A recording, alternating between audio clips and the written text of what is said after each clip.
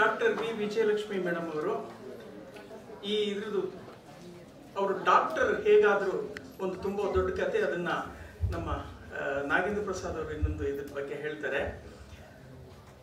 ಏನೂ ವಿದ್ಯೆ ಗೊತ್ತಿಲ್ಲದೆ ತುಂಬ ಅವಮಾನಗಳನ್ನು ಅನುಭವಿಸಿ ಕೊನೆಗೆ ಎಲ್ಲಿ ಅವಮಾನ ಆಯಿತೋ ಅದೇ ಸಂಸ್ಥೆಯಲ್ಲಿ, ಅಂದರೆ ಅವ್ರಿಗೆ ಓದಕ್ಕೆ ಬರಲ್ಲ ಅನ್ನೋ ಕಾರಣಕ್ಕೆ ಅವರ ಮಗುವಿಗೆ ಸೀಟನ್ನು ನಿರಾಕರಿಸಿದಾಗ ಚಾಲೆಂಜ್ ಮಾಡಿ ಇಂತಹ 100 ಜನಕ್ಕೆ ಕೆಲಸ ಕೊಡೋ ಸಂಸ್ಥೆಗಳನ್ನು ಹುಟ್ಟಾಕ್ತೀನಿ ಅಂತ ಹೇಳಿ ಅಂತಹ ಸಂಸ್ಥೆಗಳನ್ನು ಕಟ್ಟಿದಂತಹ ಮೇಡಮ್ ಅವರು ವಿ ವಿಜಯಲಕ್ಷ್ಮಿ ಅವರು. ಚೇತನ ವಿದ್ಯಾಸಂಸ್ಥೆ ಸಮೂಹದ ಸೆಕ್ರೆಟರಿ ಅವರು, ಮತ್ತೆ ಮಹಿಳಾ ರೈತ ಸಂಘ ಏನಿದೆಯಲ್ಲ ಅದರ ಸೆಕ್ರೆಟರಿಯಾಗಿ ಕೂಡ ಕೆಲಸ ಮಾಡ್ತಾ ಇದ್ದಾರೆ. ಅವರು ಈ ಸಮಾರಂಭಕ್ಕೆ ಮಕ್ಕಳ ಎದುರಿಗೆ ಅರ್ಥಪೂರ್ಣವಾಗಿ ಮಕ್ಕಳಿಗೆ ಸಂಬಂಧಪಟ್ಟಂತ ಈ ಹಾಡನ್ನ ಬಿಡುಗಡೆ ಮಾಡಬೇಕು, ಈ ಸಿನಿಮಾದ ಆಶಯವನ್ನ ನೆರವೇರಿಸಬೇಕು ಅಂತ ಕೇಳ್ಕೊಂಡಿದ್ದು, ಈಗ ಅವರ ಮೂಲಕ ಅವರ ಒಂದೆರಡು ಮಾತುಗಳ ಮೂಲಕ ಈ ಸಿನಿಮಾದ ಈ ಹಾಡನ್ನ ಅವರು ನಿಮ್ಗೆ ಲೋಕಾರ್ಪಣೆ ಮಾಡ್ತಾರೆ.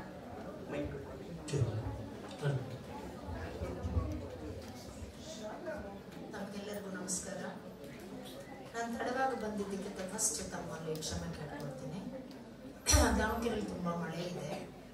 ಆ ಮಳೆಯಲ್ಲಿ ಹೊರಟು ಬರೋದು ಸ್ವಲ್ಪ ಲೇಟ್ ಆಯಿತು. ನೆಕ್ಸ್ಟ್ ಹಬ್ಬದ ಮರುದಿನ ಸಾಕಷ್ಟು ವೆಹಿಕಲ್ಸ್ ತಪ್ಪಿಸ್ಕೊಂಡು ಬರೋದು ಸ್ವಲ್ಪ ಲೇಟ್ ಆಗಿತ್ತು. ನಾವೆಲ್ಲರೂ ಅಲ್ಲಿ ನಮ್ಮಲ್ಲಿ ಕ್ಷಮೆ ಇರಲಿ ಅಂತ ಕೇಳ್ಕೊಳ್ತೇನೆ. ಜನರಲಿ ಈ ಸ್ಕೂಲ್ ಮಕ್ಕಳು, ಸ್ಕೂಲು, ಟೀಚರ್ಸು ಇದೇ ನಮ್ಮ ಒಂದು ಏನಂದರೆ ಪ್ರಪಂಚ. ಜನರಲಿ ಹೇಳ್ತಾ ಇರ್ತೀವಿ, ಯಾವುದೋ ಹಾಡುಗಳು ಬರ್ತಾ ಇರ್ತವೆ. ಈರೋಳು ಪುಟ್ನಂಜಿ ಯಾವುದೋ ಒಂದು ಹಾಡನ್ನ ತುಂಬ ಇಷ್ಟ, ಇದೇ ಕನ್ಕನ್ ಪ್ರಪಂಚ, ರೈಟ್? ಅದು ಕನ್ಕನ್ ಪ್ರಪಂಚ ಅವ್ರದ್ದಿರ್ಬೋದು, ಬಟ್ ನಮ್ಮ ಸ್ಕೂಲು, ಶಾಲೆ, ವಿದ್ಯಾರ್ಥಿಗಳು, ಟೀಚರ್ಸು ನನ್ನ ಪ್ರಪಂಚ. ನನ್ನ ಪ್ರಪಂಚ ಅಂದರೆ ಯಾವುದು ಪ್ರಪಂಚ ಇಲ್ಲದಾಗ ಸೃಷ್ಟಿ ಮಾಡಿಕೊಳ್ಳುವಂಥ ಸಂದರ್ಭ ನನಗೆ ಒದಗಿ ಬಂತು. ನಾನು ಓನ್ಲಿ 9ನೇ ಕ್ಲಾಸ್ ತನಕ ಅಷ್ಟೇ ತೆಲುಗು ಮೀಡಿಯಂನಲ್ಲಿ ಓದ್ಕೊಂಡು ಬಂದಿದ್ದೆ. ಬಂದಾಗ ನನಗಾಗಿರ್ತಕ್ಕಂಥ ತೊಂದರೆಗಳು ಯಾವಾಗ ಸ್ಟಾರ್ಟ್ ಆಯಿತು ಅಂದರೆ ಒಂದು ಮಗುನ ಸ್ಕೂಲಲ್ಲಿ ಸೇರಿಸ್ಲಿಕ್ಕೆ ಹೋದಾಗ ಕೇಳ್ತಾ ಇದ್ರು. ಆವಾಗ ಲಾಂಗ್ ಬ್ಯಾಕ್ ಅಂದರೆ 1990ನಲ್ಲಿ 87 ಆ ಟೈಮ್ನಲ್ಲಿ, 86, 87 ಆ ಟೈಮ್ನಲ್ಲಿ ಜಾಸ್ತಿ ಕ್ರಿಶ್ಚಿಯನ್ ಡಾಮಿನೇಟೆಡ್ ಸ್ಕೂಲ್ಸ್ ಇರೋವು. ಇಂಗ್ಲಿಷ್ ಮೀಡಿಯಂ ಸ್ಕೂಲ್ಸ್ ಅಂದರೆ ಜಾಸ್ತಿ ಆ ಥರ ಸ್ಕೂಲ್ಸ್ ಇರೋವು. ಅಲ್ಲಿ ನನ್ನ ಮಗಳು ಸೇರಿಸ್ಬೇಕು ಅಂತ ಹೋದಾಗ ಸಿಸ್ಟರ್ ಬೆನಿಗ್ನಾ ಅವರು ನನಗೆ ಒಂಥರ ಗುರುನೂ ಹೌದು. ನನಗೆ ಅವ್ರು ಅವಮಾನ ಮಾಡಲಿಲ್ಲ ಅಂದರೆ ಇಷ್ಟೊಂದು ಸ್ಕೂಲ್ಸ್ ನನ್ನ ಕೈಯಿಂದ ಮುಗಿಸ್ಕೊಳಕ್ಕೆ ಆಗ್ತಾ ಇರಲಿಲ್ಲ, ಸಾಧ್ಯ ಆಗ್ತಾ ಇರಲಿಲ್ಲ. ಅವ್ರು ಹೇಳ್ತಾ ಇದ್ರು, ನನಗೆ ಯಾವ ಭಾಷೆ ಬರುತ್ತೆ ಅಂತ ಕೇಳ್ತಾ ಇದ್ರು. ನನಗೆ ತೆಲುಗು ಬರುತ್ತೆ. ಹಾಗಾದ್ರೆ ತೆಲುಗು ಮೀಡಿಯಂ ಸ್ಕೂಲಲ್ಲಿ ಓದಿಸ್ಬೋದಲ್ವಾ, ನೀವು ಯಾಕೆ ಇಲ್ಲಿ ಬಂದಿದ್ರಿ ಅಂತ ಕೇಳ್ತಾ ಇದ್ರು. ಕನ್ನಡ ಬರುತ್ತಾ ಅಂತ ಕೇಳಿದ್ರು. ಈಗ ಕಲಿತಾ ಇದ್ದೀನಿ. ಜಸ್ಟ್ ನಾನು ಆಂಧ್ರ ಪ್ರದೇಶದಿಂದ ಮದುವೆಯಾಗಿ 9ನೇ ಕ್ಲಾಸ್ನಲ್ಲಿ ಮದುವೆ ಮಾಡಿದ್ರು. 14ನೇ ವರ್ಷದಲ್ಲಿ ನಾನು ಮದುವೆ ಮಾಡಿಕೊಂಡು ಕರ್ನಾಟಕಕ್ಕೆ ಬಂದೆ. 9ನೇ ಕ್ಲಾಸ್ ಎಕ್ಸಾಮ್ ನಾನು ಆಫ್ಟರ್ ಮ್ಯಾರೇಜ್, ಮದುವೆ ಆದ ನಂತರ 9ನೇ ಕ್ಲಾಸ್ ಎಕ್ಸಾಮ್ ಬರೆದು ದಾವಣಗೆರೆಗೆ ಬಂದಿದ್ದೆ ಸೊಸೆಯಾಗಿ. ನನಗೇನು ಗೊತ್ತಿಲ್ಲ ಮೇಡಮ್ ಯಾವುದು ಲ್ಯಾಂಗ್ವೇಜ್. ತುಂಬ ಬೈದರು. 7-8 ಸರಿ ಹೋಗಿದ್ದಕ್ಕೆ ನಾನ್ ಸೆನ್ಸ್ ಲೇಡಿ ಹೊರಗೆ ಹಾಕಿ ಅಂತ ಹೇಳಿದರು. ಹೊರಗೆ ಹಾಕಿ ಅಂತ ಹೇಳಿ ನನ್ನ ಅಪ್ಲಿಕೇಶನ್ಸ್ ಎಲ್ಲ ಬಿಸಾಕಿದ್ರು. ಫಸ್ಟ್ ಫ್ಲೋರಿಂದ ಕೆಳಗೆ ಬಿತ್ತು. ಕೆಳಗೆ ಬಿದ್ದಾಗ ಗಾಳಿಯಲ್ಲಿ ನಾನು ಓಡಿ ಅವನ್ನೆಲ್ಲ ಅಪ್ಲಿಕೇಶನ್ಸ್ ಮತ್ತೆ ಅವ್ರದ್ದು ಡೇಟ್ ಆಫ್ ಬರ್ತ್ ಸರ್ಟಿಫಿಕೇಟ್ಸ್ ಎಲ್ಲ ಆರಿಸ್ಕೊಳ್ತಾ ಇದ್ದೆ. ಆರಿಸ್ಕೊಂಡು ಒಂದು ಸೆಕೆಂಡ್ ನಿಂತು ಸ್ಕೂಲ್ ನೋಡಿದೆ. ತುಂಬ ದೊಡ್ಡ ಸ್ಕೂಲು. ಬಟ್ ಅಂದ್ಕೊಂಡಿದ್ದೆ ಸಿಸ್ಟರ್ ಯಾರು, ಓಕೆ ಸಿಸ್ಟರು ಇಲ್ಲಿ ಅಪಾಯಿಂಟೆಡ್ ಲೇಡಿ, ಅವರು ಓನರ್ ಅಲ್ಲ. ಬಟ್ ಒಂದು ಅಪಾಯಿಂಟೆಡ್ ಲೇಡಿಗೆ ಇಷ್ಟೊಂದು ಘನತೆ ಗೌರವ ನಮಗೆ ಇಟ್ಕೊಂಡು ನಮಗೆ ಅವಮಾನ ಮಾಡಿದರೆ ನಾವು ಯಾಕೆ ಓನರ್ ಆಗಬಾರ್ದು, ನಾವು ಯಾಕೆ ಸ್ಕೂಲ್ ಕಟ್ಟಬಾರ್ದು? ಹಳ್ಳಿ ಜನತೆಗೆ ಎಷ್ಟೊಂದು ಜನಕ್ಕೆ ಈ ಥರ ಅವಮಾನಗಳು ಆಗ್ತವೆ. ಅವ್ರ ಮಕ್ಕಳನ್ನ ಓದಿಸ್ಕೊಂಡು ಬೇಡವೇ ಅನ್ನೋದು ಒಂದು ಕ್ವಶನ್ ಕಾಡ್ತಾ ಇತ್ತು. ಅಲ್ಲಿಂದ ನಾನು ಸ್ಟಾರ್ಟ್ ಮಾಡ್ಕೊಂಡೆ. ನನ್ನ ಮಗಳನ್ನ ಏನೋ ಯಾವುದೋ ಒಂದು ಇನ್ಫ್ಲೂಯೆನ್ಸ್ ಇಂದ ಅದೇ ಸ್ಕೂಲ್ಗೆ ಸೇರಿಸಿದ್ದೀನಿ. ಬಟ್ ನಾನು ಕಾಣಿಸ್ಕೊಳ್ಳಿಲ್ಲ ಅವ್ರಿಗೆ. ಅಕ್ಟೋಬರ್ ನವೆಂಬರ್ನಲ್ಲಿ ಮೇಡಮ್ ಹತ್ರ ಹೋಗಿದ್ದೆ. ಹೇಳ್ತಾ ಇದ್ರು, ನಿಮ್ಮನ್ನೆಲ್ಲ ನೋಡಿದ್ದೀನಿ ಅಲ್ವಾ ಅಂತ. ಎಸ್ ಮೇಡಮ್, ನಾನು ನೀವು ನೋಡಿದಿರಿ. ಯಾವಾಗ ನೋಡಿದ್ದೀನಿ? ಇಂಥ ಸಂದರ್ಭ. ಮತ್ತೆ ನಿಮ್ಮ ಮಗಳು ಎಲ್ಲಿ ಸೇರಿಸಿದ್ರಿ? ಇದೇ ಸ್ಕೂಲು. ಹೇಗೆ? ಇನ್ಫ್ಲೂಯೆನ್ಸ್. ಓಕೆ, ಈಗ ಬಂದಿದ್ದೇನು ಕಾರಣ? ನೀವು ನನಗೆ ಬೈದ್ರಲ್ಲ, ನಾನು 10th ಸ್ಟ್ಯಾಂಡರ್ಡ್ ಓದಬೇಕಾಗಿದೆ, 10th ಸ್ಟ್ಯಾಂಡರ್ಡ್ಗೆ ಹೆಂಗೆ ಓದಬೇಕು ಗೊತ್ತಿಲ್ಲ, ಹೇಗೆ ಎಕ್ಸ್ಟರ್ನಲ್ ಅಪ್ಲಿಕೇಶನ್ ಕೊಡಬೇಕು ಗೊತ್ತಿಲ್ಲ, ಹೇಳ್ಕೊಡ್ತೀರಾ? ಡೆಫಿನೆಟ್ಲಿ ಮನೆಗೆ ಓಡಿ 21 ರೂಪಾಯಿ ತೊಗೊಂಡ್ಬಾ, ನಾನು ನಿನಗೆ 10th ಕಟ್ಟಿಸ್ತೇನೆ. 10th external, PUC external, BA external, Mysuru university, Karnataka university MA external, ಇವೆಲ್ಲ ಮಾಡಬೇಕಾದ್ರೆ ಏನಿತ್ತು ಅಂದರೆ ಮನಸ್ಸು ಸ್ಕೂಲು ತೆರೆಯೋದೇ ಒಂದು ಕಾರಣ. ಆ ಸ್ಕೂಲ್ ತೆರೆಯೋದೇ ಒಂದು ಕಾರಣ ಆಗಿರೋದ್ರಿಂದ ನಾನು MAನಲ್ಲೇ ನಾನು ಸ್ಕೂಲ್ ತೆರೆದಿದ್ದೆ. ಬಟ್ ಎಲ್ಲಿ ಓಪನ್ ಮಾಡಬೇಕು ಗೊತ್ತಿಲ್ಲ, 1 ರೂಪಾಯಿ ಇಲ್ಲ, 1 ರೂಪಾಯಿ ಅಲ್ಲ, 1 NP ಇಲ್ಲ. ಯಾಕೆಂದ್ರೆ ನಮ್ಮ ಹಸ್ಬೆಂಡ್ ಹೇಳ್ತಾ ಇದ್ರು, ಹಸ್ಬೆಂಡ್ ಹತ್ರ ದುಡ್ಡಿಲ್ಲ ಅಂತಲ್ಲ ಇದೆ, ಬಟ್ ಜನರಲ್ಲಿ ಇರ್ತಕ್ಕಂಥ ಒಂದು ಆತಂಕ ಇರುತ್ತೆ. ಎಲ್ಲಿ ಸೋಲ್ತಾರೋ, ಇಂಥವ್ರು ಹೆಂಡತಿ ಸ್ಕೂಲ್ ಮಾಡಿ ಮುಚ್ಚಿದ್ರು ಅಂತ ಎಲ್ಲಿ ಹೇಳ್ತಾರೋ ಅಂತ ಹೇಳಿ ಜನಕ್ಕೆ ಹಂಚಿ ಅವ್ರು ನನಗೆ ಹೆಲ್ಪ್ ಮಾಡಿರ್ಲಿಲ್ಲ. ಅಮ್ಮ ಮಾಡ್ಬೋದಾಗಿತ್ತು, ಅಮ್ಮನ ಕೂಡ ಇದೇ ಇತ್ತು ಆತಂಕ. ಇಂಥವ್ರ ಮಗಳು ಹೋಗ್ಬಿಟ್ಟು ಒಂದು ಸ್ಕೂಲ್ ಮಾಡಿದಾಳೆ, 6 ತಿಂಗಳು ನಡೆಸಲಿಲ್ಲ, ಮುಚ್ಚಿದಾಳೆ ಅಂತಂದ್ರೆ ನಮ್ಗಿದು ಅವಮಾನ ಅಂತ ಹೇಳಿ ಅಮ್ಮ ಕೂಡ ಹೆಲ್ಪ್ ಮಾಡಲಿಲ್ಲ. ನಾನೇನ್ ಮಾಡ್ಬೇಕು ನನ್ಗೆ ಗೊತ್ತಾಗ್ಲಿಲ್ಲ. ಬಟ್ ವಿತೌಟ್ 1 NP ಒಂದು ಕ್ಯಾಟಲ್ ಶೆಡ್ 140 ರೂಪಾಯಿ ಬಾಡಿಗೆ ತಗೊಂಡು ಕ್ಯಾಟಲ್ ಶೆಡ್ ನಲ್ಲಿ ಸ್ಕೂಲ್ ಓಪನ್ ಮಾಡಿ ಇವತ್ತು ನಿಯರ್ಲಿ ಒಂದು 24 ಏರಿಯಾಸ್ ನಲ್ಲಿ ಕಾಲೇಜಸ್ ಅಂಡ್ ಸ್ಕೂಲ್ಸ್ ಮಾಡಲಿಕ್ಕೆ ಒಂಥರ ಅವಕಾಶ ನನಗೆ ಸೊಸೈಟಿ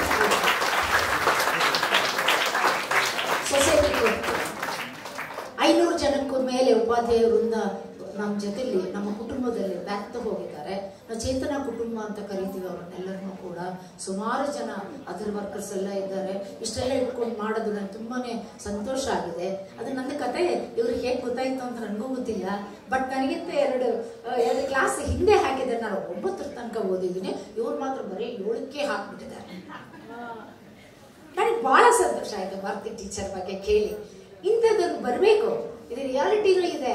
ಅವಮಾನ ಆಗ್ತವೆ ಪ್ರಪಂಚದಲ್ಲಿ ಯಾರಿಗಾಗಿಲ್ಲ ಅವಮಾನ, ಎಲ್ಲರಿಗೂ ಆಗುತ್ತೆ. ಬಟ್ ಅದನ್ನ ಸಹಿಸ್ಕೊಂಡು ಅನ್ನೋದಕ್ಕಿಂತ ದಾಟ್ಕೊಂಡು ಅಂತ ಹೇಳ್ತೀನಿ ನಾನು. ಸಹಿಸ್ಕೊಳ್ಳೋದ್ರ ಅರ್ಥ ಇಲ್ಲ, ಸಹಿಸ್ಕೊಳ್ಳೋದ್ರ ಪೇನ್ ಆಗುತ್ತೆ, ದಾಟ್ಕೊಳ್ಳೋದ್ರ ಪೇನ್ ಆಗಲ್ಲ. ದಾಟಿ ಹೋಗೋಣ, ಅವಮಾನ ಬಂದ್ರೆ ದಾಟಿ ಹೋಗೋಣ, ಇನ್ನೊಂದು ಬಂತ ದಾಟಿ ಹೋಗೋಣ, ಮಳೆ ಬಂತ ಛತ್ರಿ ಹಿಡ್ಕೊಳ್ಳೋಣ, ಮಳೆ ಬಂತು ಅಂತೇಳಿ ಕೆಲಸ ಮಾಡೋದು ಬಿಡೋದಿಲ್ಲೇ, ಮಳೆ ಮಾಡ್ತೀವಲ್ವಾ, ಅದೇ ರೀತಿ ಎಲ್ಲರೂ ಮುಂದುವರೋಣ. ಈಗಿದೆ ನೋಡ್ರಿ, ಈ ನಾನು ಹೇಳ್ಬಾರ್ದು ನನಗೂ ಗೊತ್ತಿಲ್ಲ. ಈಗ ಒಳ್ಳೊಳ್ಳೆ ದೊಡ್ಡ ಸಿನಿಮಾಗಳು 500 ಕೋಟಿ 1000 ಕೋಟಿ ಅಂತಂತ ನಿರ್ಮಾಪಕರೆಲ್ಲ ಬಂದು ಮಾಡ್ತಾ ಇರುವಂತ ಸಂದರ್ಭದಲ್ಲಿ ಒಂದು ಕೊಡೆ ಇಟ್ಕೊಂಡು ಭಾರತಿ ಟೀಚರ್ ಅಂತ ಒಂದು ಚಿಕ್ಕ ಸ್ಟೋರಿ ತಗೊಂಡು ದೊಡ್ಡದಾಗಿ ಕನ್ಸ್ಕಂಡು ಮಾಡ್ತಾ ಇದ್ದಾರಲ್ಲ, ಇದು ಒಂದು ದೊಡ್ಡ ಒಂದು ಹಾದಿಯಲ್ಲಿ ಮುಂದೆ ಬರಲಿ ಅಂತ ನಾನು ಹಾರೈಸ್ತೇನೆ. ದೊಡ್ಡ films in the sense KGF ಇರ್ಬೋದು, ಕಾಂತಾರ ಇರ್ಬೋದು, ಇನ್ನೊಂದು ದೊಡ್ಡ ಫಿಲಿಮ್ಸ್ ಇರ್ಬೋದು, ಬಾಹುಬಲಿ ಇರ್ಬೋದು, RRR ಇರ್ಬೋದು, ಇದ್ರದ್ದು ತುಂಬಾ ದೊಡ್ಡ ಫಿಲಿಮ್ಸ್ ಬಂದಾಗ ಆ ಫಿಲಿಮ್ಸ್ ಮಧ್ಯ ಒಂದು ಟೀಚರ್ ತಗೊಂಡು ಎತ್ತುತ್ತಾರಲ್ಲ, ಇದು ಬಹಳಷ್ಟು ಸಂಚಲನ ಆಗಲಿ ಅಂತ ನಾನು ಅನ್ಕೊಳ್ತಾ ಇದ್ದೀನಿ. ಇಷ್ಟನ್ನೇ ಹೇಳ್ತಾ ನಾನು ತಪ್ಪು ಮಾತಾಡಿದ್ರೆ ನನಗೆ ಗೊತ್ತಿಲ್ಲ, ಕ್ಷಮಿಸಬೇಕು ಅಂತ ಕೇಳ್ಕೊಳ್ತಾ ನಾನು ಮಾತಾಡ್ತೀನಿ. ಹಾಡುಗಳನ್ನ ಬಿಡುಗಡೆ ಮಾಡಿದ್ದು ಜೊತೆಗೆ ಹೇಗೆ ಅನ್ನಿಸ್ತು ನಿಮಗೆ ಹಾಡುಗಳು ನೋಡಿ? ಒಂದು ಹೆಣ್ಣು ಮಗುವನ್ನ ಸಾಕ್ಬೇಕಾದ್ರೆ ಇರ್ತಕ್ಕಂಥ ತೊಂದರೆಗಳು ಇರ್ತವೆ. ಇದ್ರೂ ಕೂಡ ಆ ಥರ ಅವರು ಒಬ್ಬ ಹಿರಿಯರಿಂದ ಸೆನ್ಸ್ ಮನೇಲಿ ಇರ್ತಕ್ಕಂಥ ಅಜ್ಜ ಆ ರೀತಿ ವಯಸ್ಸಿನವ್ರು ಬಿಟ್ಕೊಂಡು ಎಲ್ಲರಿಗೂ ಪಾಠ ಮಾಡಿ ಆ ಒಂದು ಒಲಿವಿಕೆ ತೋರಿಸೋದು ನೋಡಿದ್ರೆ ಖುಷಿ ಅನಿಸುತ್ತೆ. ಅವರು ಫ್ರೀಯಾಗಿ ಪಾಠ ಮಾಡಿ ಮೇಯ್ನಾಗಿ ಚಾಕ್ಲೇಟು ಕೊಟ್ಟು ಕಳಿಸ್ತಾರಲ್ವಾ, ಆ ಟೀಚರ್ ಹುಡ್ಕೊಂಡು ಬರಲಿ ಮತ್ತೆ ಅಂತ ನನಗೆ ಅನಿಸ್ತಾ ಇದೆ. ಮಗು ಹಾಡಂತ ಪ್ರಶ್ನೆಗೆ ಅದು ದಿನ ನಾನು ಅನುಭವಿಸೋತಕ್ಕಂಥದ್ದು. ಇವತ್ತು ನಾನು ಸ್ಕೂಲ್ ಬಿಟ್ಟು ಬಂದೆ ಅಂತ ಅನ್ನಿಸ್ಲಿಲ್ಲ. ಆ ವಾತಾವರಣ, ಆ ಮಗು, ಆ ಕುಣಿಕೆ, ಆ ಒಂದು ಲವಲವಿಕೆ ಅದನ್ನ ನೋಡಿದಾಗ ಇಲ್ಲೇ ಸಿಕ್ಕಿದೆ ಅಂತ ಅನಿಸುತ್ತೆ. ಬಹಳ ಖುಷಿ ಅನಿಸುತ್ತೆ.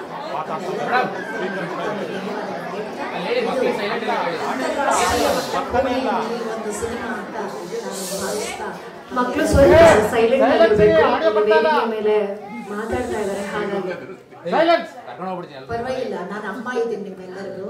ಆಲ್ಮೋಸ್ಟ್ ನನಗಿಂತ ತುಂಬಾ ಚಿಕ್ಕವರಿದ್ದೀರಿ ಇಲ್ಲಿ, ನೋ ಪ್ರಾಬ್ಲಮ್.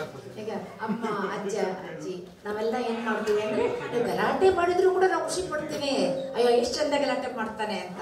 ಹಾಗೆ ನಾವು ನೀವು ಗಲಾಟೆ ಮಾಡಿದ್ರೆ ನಾವು ಖುಷಿ ಪಡ್ತಾ ಇದ್ದೀವಿ. ಮೇಡಮ್ ಇಲ್ಲಿ ಆಡಿಯೋ ಕ್ಯಾಮ್ರಾಗೆ ಸರಿಯಾಗಿ ಆಗ್ತಾ ಇಲ್ಲ, ಆಡಿಯೋ ಸ್ಪೀಕರ್ ಕೂಡ ಇಲ್ಲ ಮೇಡಮ್ ಇಲ್ಲಿ. ಮಾತಾಡ್ತಾ ಇರೋದು ಓಕೆ.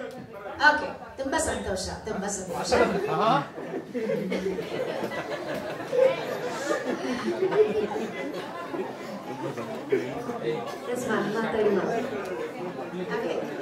ತುಂಬಾ ಸಂತೋಷ. ಸ್ವಲ್ಪ ಜೋರಾಗಿ ಮಾತಾಡಬೇಕು ಅಂತ ನೀವು ಕೇಳ್ತಾ ಇದ್ರಿ ಅಂತ ನನಗೆ ಅನಿಸ್ತಾ ಇದೆ. ಜನರಲ್ಲಿ ದಾವಣಗೆರೆಯಲ್ಲಿ, ಚಿಕ್ಕ ಊರು ದಾವಣಗೆರೆಯಲ್ಲಿ ನನಗೆ ಆಲ್ಮೋಸ್ಟ್ ಫಂಕ್ಷನ್ಸ್ ಇದ್ರೆ ಗೆಸ್ಟ್ ಆಗಿ ಕರೀತಿರ್ತಾರೆ. ನಾನು ತುಂಬಾ ಉಪ್ಪಿ ತಪ್ಪಿಪಾದೆ, ಓಹ್ ನನ್ಗೇನೋ ತುಂಬಾ ಹೆಸರಿದೆ, ಅದಕ್ಕೆ ಬಹಳ ಜನ ನನ್ನ ಕರೀತಾರೆ ಅಂತ ನನ್ಗೆ ತುಂಬಾ ಖುಷಿ ಇತ್ತು. ಬಟ್ ಒಬ್ರು ಹೇಳ್ತಾ ಇದ್ರು, ಮೇಡಮ್ ಕರೆಂಟ್ ಹೋದಾಗ್ಲೂ ಕೂಡ ನೀವು ಬಂದ್ರೆ ಮೈಕ್ ಬೇಡ ಅಲ್ವಾ, ಅದಕ್ಕೆ ನಿಮಗೆ ಕರೀತೀವಿ ಅಂತ. ಅಂದ್ರೆ ಅಷ್ಟು ದೊಡ್ಡ ಧ್ವನಿ ಇದೆ ನಂದು. ಕರೆಂಟ್ ಹೋದ್ರೆ ಮೈಕ್ ಇಲ್ವಲ್ಲ, ಮೈಕ್ ಇಲ್ದಿದ್ರು ಪರವಾಗಿಲ್ಲ, ನಾನು ಅಷ್ಟು ಜೋರಾಗೆ ಸುಮಾರು ಅರ್ಧ ಕಿಲೋಮೀಟರ್ ಕೇಳೋ ಅಷ್ಟು ಜೋರಾಗಿ ನಾನು ಮಾತಾಡ್ತೀನಿ. ಬಟ್ ಇಷ್ಟು ಚಿಕ್ಕದಲ್ವಾ ಹಾಲು. ಬಟ್ ನೀವೆಲ್ಲ ಮಕ್ಕಳು ಕೂಡ ತುಂಬಾ ಕಡಿಮೆ ಇದ್ದೀರಲ್ವಾ, ಪ್ರೀತಿಯಿಂದ ಮಾತಾಡ್ಲಿಕ್ಕೆ ಇಷ್ಟ ಆಯ್ತು, ಅದಕ್ಕೆ ಧ್ವನಿ ಸಣ್ಣದು ಮಾಡಿದೆ, ಸಾರಿ ಕ್ಷಮಿಸ್ಬಿಡ್ಬೇಕು. ರಿಯಲಿ ಬಂಗಾರಿ, ಇಂಥದ್ದೊಂದು ಭಾರತಿ ಟೀಚರ್ ಅನ್ನೋದು ಆ ಒಂದು ಸಿನಿಮಾ ಕೇಳಿ ರೋಮಾಂಚನ ಆಯ್ತು ನನಗೆ. ಸಣ್ಣದಾಗಿ ನಾಗೇಂದ್ರ ಪ್ರಸಾದ್ ಅವರು ನನಗೆ ಕಳಿಸ್ಕೊಟ್ಟಾಗ ನನಗೆ ಬಹಳ ಖುಷಿ ಅನ್ನಿಸ್ತು. ನಾಗೇಂದ್ರ ಪ್ರಸಾದ್ ಅವರು ನನ್ನ ಮಗನ ಹಾದಿಯಲ್ಲಿ, ಅಂದ್ರೆ ಮಗನ ಸ್ಥಾನದಲ್ಲಿದ್ದು ಅವ್ರು ನನ್ಗೆ ಯಾವಾಗ್ಲೇ ಏನೇ ಬೇಕಂದ್ರು ಕೂಡ ಸ್ಕೂಲಲ್ಲಿ ಬಾಚಿನ ಒಂದೇನಾದ್ರೂ ಮಾತಾಡು ಅಂತ ಅಂದ್ರೆ ಕರೆದ್ರು ಕೂಡ ಯಾವತ್ತೂ ಇಲ್ಲ ಅಂದಿಲ್ಲ. ನನ್ನ ಜೊತೆ ಆ ಥರ ಆತ್ಮೀಯತೆ ಅವರು ಒಡನೆ ನಾನಿದ್ದೀನಿ, ಅವ್ರ ಒಡನಾಟದಲ್ಲಿದ್ದೀನಿ. ಅವ್ರ ಫ್ಯಾಮಿಲಿಯಲ್ಲಿ ಒಂದು ಕುಟುಂಬದಲ್ಲಿ ಕುಟುಂಬ ಆಗಿ ನಾವು ಹೊಂದ್ಕೊಂಡಿದ್ದೀವಿ. ಬಟ್ ಹೊಸದಾಗಿ ಡೈರೆಕ್ಟರ್ಸ್, ನಿರ್ಮಾಪಕರು, ಮತ್ತೊಬ್ಬರು ಆದರ ಕಲಾವಿದರು ಇವ್ರನ್ನೆಲ್ಲ ಇವತ್ತು ನೋಡೋಂಥ ಸಂದರ್ಭ ನನಗೆ ಒದಗಿಸಿದ ತಮ್ಮೆಲ್ಲರಿಗೂ ಧನ್ಯವಾದಗಳನ್ನ ಹೇಳ್ತಾ, ಮತ್ತೊಮ್ಮೆ ಭಾರತಿ ಟೀಚರ್ ಅನ್ನೋ ಸಿನಿಮಾನ 7th ಕ್ಲಾಸ್ ಅನ್ನೋದು ಹೇಳಕ್ ನನಗೇನು ಇಷ್ಟ ಆಗ್ಲಿಲ್ಲ. ನೀವ್ ಯಾಕೆ ಇಟ್ಟಿದ್ರು ಗೊತ್ತಿಲ್ಲ, ಇರ್ಬೋದು. ಬಟ್ ನಾವು 7th ಕ್ಲಾಸ್ 9th ಕ್ಲಾಸ್ ಅಂತಂದ್ರೆ ಏನಪ್ಪ, ನಾವು PhD ಮಾಡ್ದಂಗೆ ಲೆಕ್ಕ. ಯಾಕೆ ಅಂದ್ರೆ ಅಷ್ಟೆಲ್ಲ ತೊಂದರೆಗಳು, ಅನುಭವಗಳು ನಮ್ ಜೊತೆಗಿದ್ದಾವೆ. ಹಾಗಾಗಿ ಆ ಅನುಭವನ್ನೇ ನಮ್ದು ಪಾಠಶಾಲೆ ಅಂತ ಅನ್ಕೊಂಡು ನಾವು ಮುಂದೆ ಬರ್ತೇವರು. ಅದಕ್ಕೆ ತುಂಬಾ ಖುಷಿ ಆಯ್ತು ನೀವು ಇಂಥ ಒಂದು ನಿರ್ಣಯ ತಗೊಂಡು ಇಂಥ ಸಿನಿಮಾ ಮಾಡೋದಕ್ಕೆ. ಯಾವ ರೀತಿ ನಿಮಗೆ ಅಭಿನಂದನೆಗಳು ಸಲ್ಲಿಸಬೇಕು ಗೊತ್ತಿಲ್ಲ, ದಾವಣಗೆರೆಗೆ ತಾವು ಬನ್ನಿ, ನಮಗೊಂದ್ಸರಿ ನಾನು ಅಭಿನಂದನೆ ಸಲ್ಲಿಸಬೇಕಾಗಿದೆ ಅಂತ ಕೇಳ್ಕೊಳ್ತಾ, ನಿಮ್ಮೆಲ್ಲರಲ್ಲಿ ಮತ್ತೊಮ್ಮೆ ಕೇಳ್ಕೊಳ್ತಾ, ಎಲ್ಲ ಮಕ್ಕಳಿಗೆ ತಾವು ಎಲ್ಲ ದಾವಣಗೆರೆಗೆ ಬನ್ನಿ. ಆವತ್ತು ಶಾಲೆಯಿಂದ